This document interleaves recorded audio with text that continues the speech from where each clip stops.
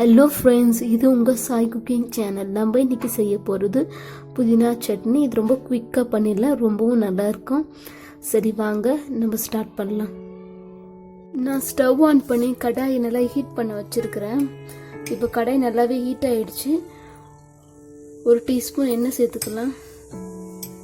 இப்போ ஒரு 5 பழுப்பு இஞ்சி சேர்த்துடலாம்.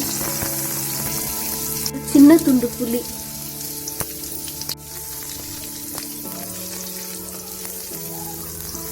நம்ம புதினா சேர்த்துக்கலாம். நான் ஒரு கைப்பிடி அளவுக்கு புதினா எடுத்துருக்கிறேன்.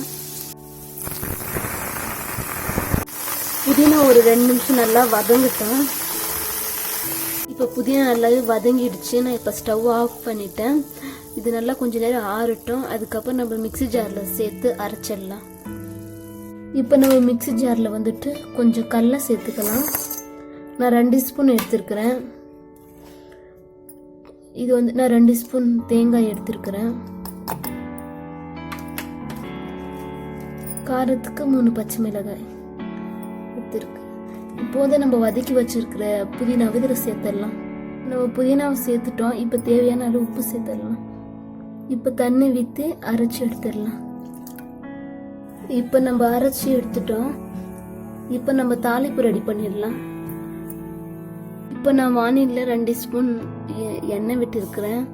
எண்ணெய் காயிட்டு நம்ம கடுகு சேர்த்துடலாம். ஆயில் இப்போ நல்லாவே ஹீட் ஆகிடுச்சு. நம்ம இப்போ கடுகு சேர்த்துக்கலாம். நல்லாவே பொரிஞ்சிடுச்சு. இப்போ நம்ம உளுத்தம் பருப்பு சேர்த்துக்கலாம். 1 ஸ்பூன்.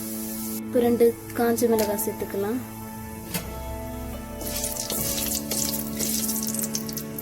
கொஞ்சம் கருவேப்பிலை சேர்த்துக்கலாம்.